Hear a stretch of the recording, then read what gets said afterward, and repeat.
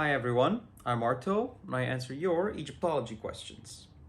And a couple of weeks ago, there were a lot of social media posts going around, people wishing each other a Happy New Year for the year 6263. Of course, this was based on the ancient Egyptian calendar. So a friend of mine asked me about this, and he said, "Is any of this true?" And I told him no. And here's why. I'll explain why in two ways. One way, it'll be through just a general explanation of ancient Egyptian calendars, and then the second way, we'll go into a little more detail. So to the ancient Egyptians, the year was made up of 12 months. Sound familiar? But instead of having 4 seasons of 3 months, they had 3 seasons of 4 months, which still adds up to 12 months. All these seasons were based around the inundation of the Nile. So the first one, the inundation season, called Achet, was the inundation season. The second one, Peret, had to do the word Peret literally means to go forth, or growth. It was the growing season.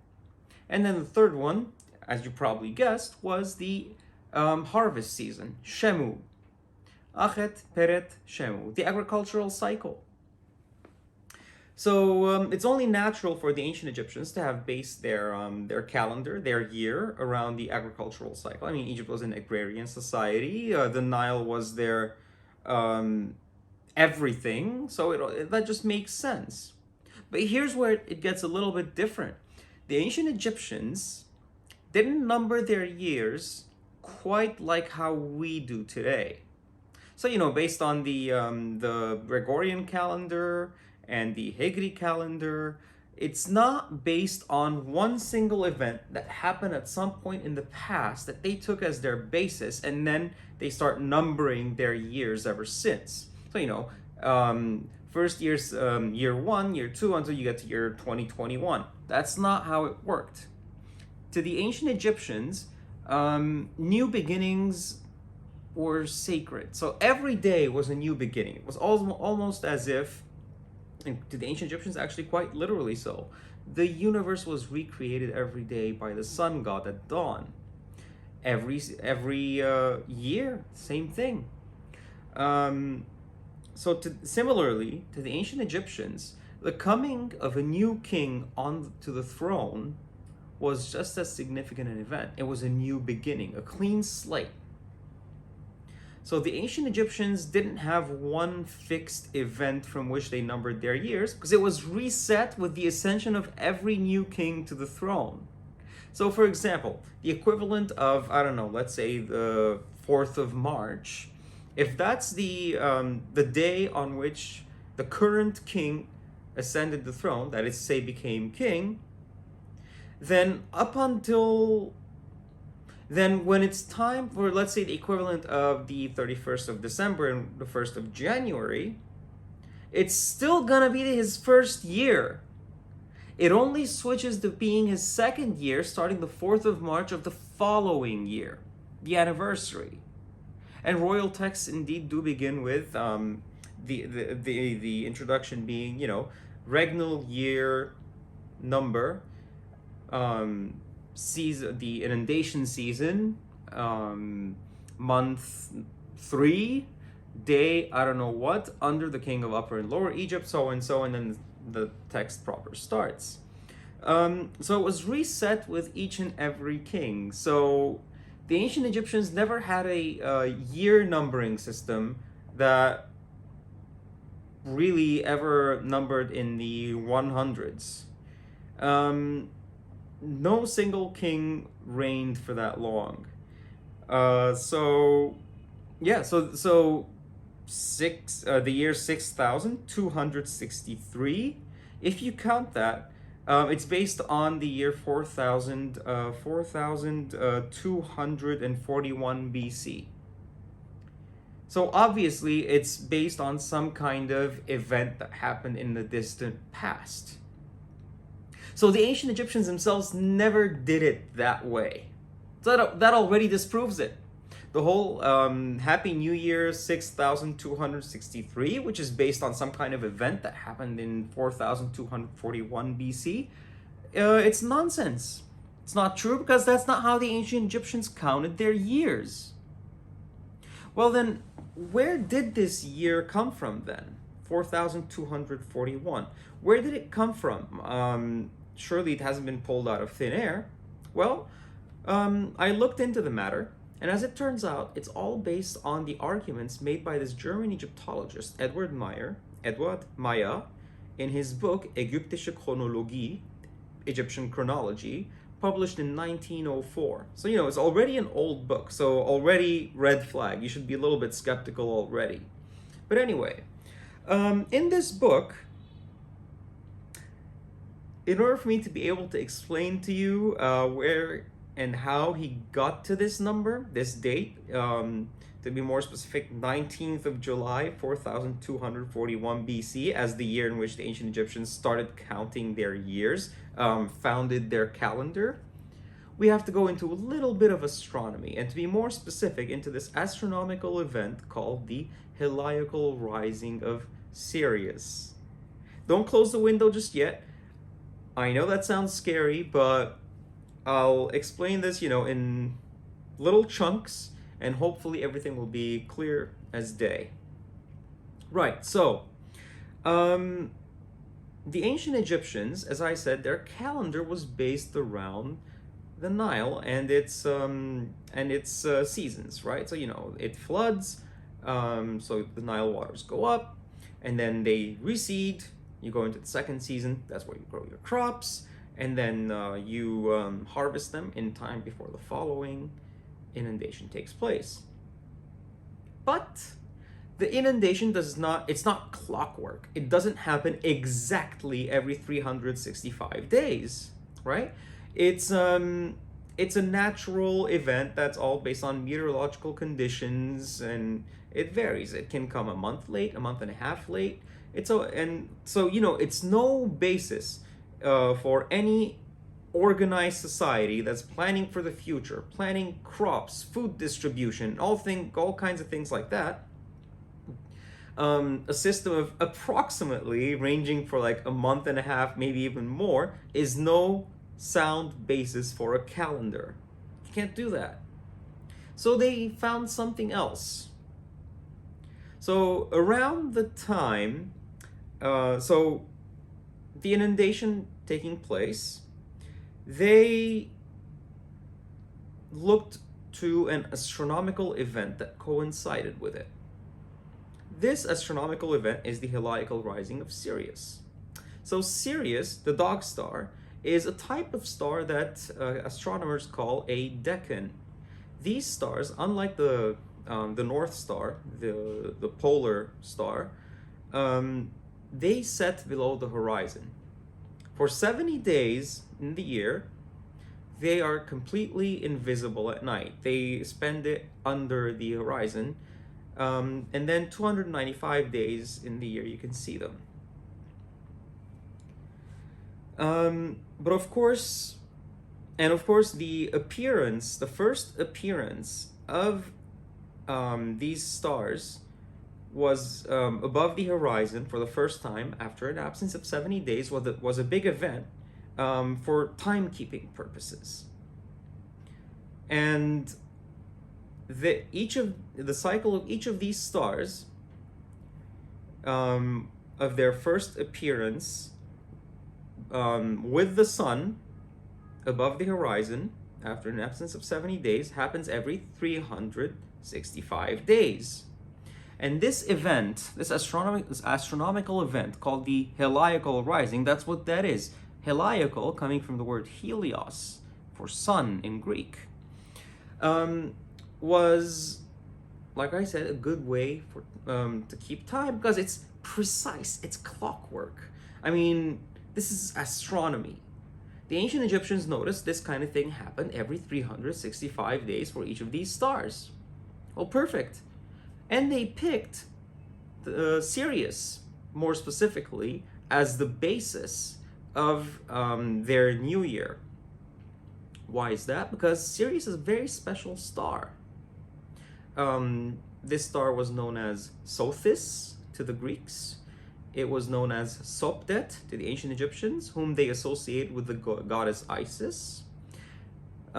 Sirius, Canis Major, is the brightest star in the night sky, as seen by the naked eye. It's very special, and for that reason, the first appearance of this star, after its absence under the horizon for 70 days, its first appearance as it rises with the sun, or just before, as soon as it's visible, just before sunrise, that was heralded as the beginning of the new year to the ancient Egyptians. And they made that coincide with the Nile flood, or roughly, because, like I said, the Nile flood isn't clockwork. So, it coincides very nicely with that. And the ancient Egyptians indeed saw that, this kind of event was happening every 365 days. So it was a very sound system for a calendric system. But let's not forget that even though the ancient Egyptians were kind of right about the year being 365 days long, they weren't exactly right. Because in fact, the year is 365.25 and a whole bunch of numbers long. So year after year, there's no real difference. It's not noticeable. It's still reliable. You're still getting this astronomical event marking the new year every 365 days. Great. But every year, just a little bit, the heliacal rising of Sirius was happening just a little bit later, until, gradually they get out of sync, until you're celebrating your new year 120 years later, but the heliacal rising of Sirius is happening a whole month later. So, it's getting out of sync. And the next time they're in sync again, so, obviously over very long time scales. In fact, 1,460 years is the number of years needed for the heliacal rising of Sirius to once again coincide with New Year's Day. Well, 1,461 in the Gregorian calendar, 1,460 that's in the Julian, but anyway, you get the idea. And this cycle is called the sophic cycle, after Sothis, what the Greeks called the star Sirius. So, Edward Meyer assumed that the ancient Egyptians based their calendar around the heliacal rising of Sothis. And looking to historical sources, he found a confirmed heliacal rising of the star Sirius in 141 AD as per the Julian calendar. So what he did was, surely the ancient Egyptians had their calendar by then, so he deducted 1,460 years, thereby obtaining the year 1321 to 1320 BC. But the ancient Egyptians were around well before this already, so that can't be when they founded their calendar. So he deducted another 1,460 years. And you get the year 2781 to 2780 BC. Still, ancient Egyptian civilization is so old that it was already 300 to 200 years old by then, the ancient Egyptian state. And by the way, that's when Narmer or Menes unified Upper and Lower Egypt, allegedly. That's the subject of our next video, by the way. So, the ancient Egyptian state, if it was already around for 300 to 200 years by then surely their calendric system was founded well before that too. So he deducted another 1,460 years, thereby obtaining the magic number, 4,241 BC. So this year is allegedly, according to Edward Meyer, the year in which the ancient Egyptians started founded their calendric system. But let me remind you that this is based on assumption. And let's not forget, Oh, and by the way, the 19th of July, he said, because, that's when the heliacal rising of Sirius happens. So the 19th of July, 4,241. In fact, he gives the range, 4,241 to 4,240. And then he, after many long arguments and calculations and things, he enlarges the range a little bit more from 4,241 to 4,238. Still a small range, but still, this is based on assumption, right? It doesn't necessarily follow that this is actually what the ancient Egyptians did, right? Because, like I said, the difference between when the new year began and the heliacal rising of Sirius began happened, the difference in timing between the two isn't very noticeable. But his calculations were based on astronomical calculations that are very precise. And it doesn't necessarily mean that's exactly when the ancient Egyptians started. That's number one. Another thing to remember is, of course, the way it's timed with the Nile flood. The Nile flood itself isn't precise. And there could be a whole host of other factors at play here that I'm just not aware of, just because, this is such a complicated subject. So anyway, to make a very long story short, here are, so far, we've got 3 reasons why it's like us saying Happy New Year to each other about 2 weeks ago was not based on anything actually factual. And that's because the ancient Egyptians themselves did not count their years in this way. They never would have said to each other, 3,000 years ago, Happy New Year, happy 3,200, I don't know what, or something. They never would have done that because they always reset their numbering of years whenever there was a new king on the throne. So that already disproves it. But even assuming Edward Meyer is correct in his calculations for 4,200 whatever, as like being around the time when the ancient Egyptians founded their calendric system, not how they counted their years, mind you, like I said. Even then, you can't just randomly say 4,241 is the year I'm choosing, because don't forget, Edward Meyer himself gave a range of dates. So if you were to randomly instead say 4,239 BC instead of 4,238, 40, 41, or 42 or whatever, then you're compelled to say happy 6,261, 60. Anyway, you get the idea. There's a lot of randomness involved here because you're randomly picking from a range of 4 years in which to say, okay, this is the new year now. This is the year numbering. So it could just as easily not be 6,263, but 62, 61, or 60. So that's reason number 2. Reason number 3 is the 19th. So remember how I said the heliacal rising of Sirius took place on the 19th of July, at least according to the Gregorian calendar? Well, 2 weeks ago, it wasn't the 19th of July.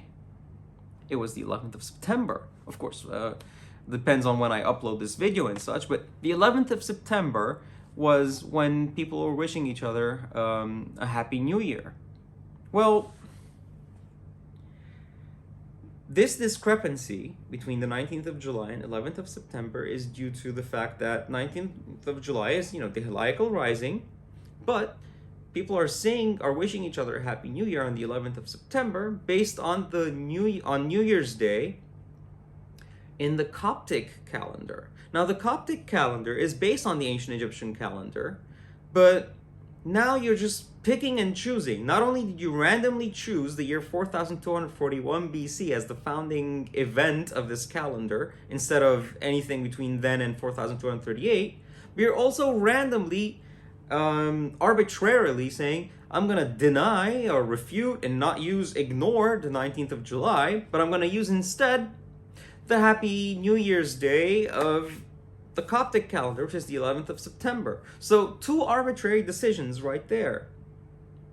So, this is a complete fabrication. You can't say Happy New Year on the 11th of September for year 6263 because, well, you randomly chose that instead of the 19th of July, and you picked it based on that number, the date that Edward Meyer arrived to. And then also, that's not what the ancient Egyptians themselves did. So three reasons. And reason number 4 is you can't even assume that Edward Meyer is correct, even in those ranges. Because this book having been published in 1904, there have been a lot more studies since then that have refined his arguments, others have rejected them, and so all this is to say that no Egyptologist today maintains that the ancient Egyptians founded their calendar in 4241 BC. So there you have it. Wishing each other a happy new year is special, like so you can feel free to wish each other happy new year around when when Sirius rises with the sun for the first time after its 70-day absence. Feel free to wish each other a happy new year in September during the Coptic New Year. After all, I mean, September is still within the season of the inundation, so it's still, the beginning of the year. So I guess happy new year to you all, and I'll see you in the next video when we talk about Narmer or Menes as the unifier of Egypt.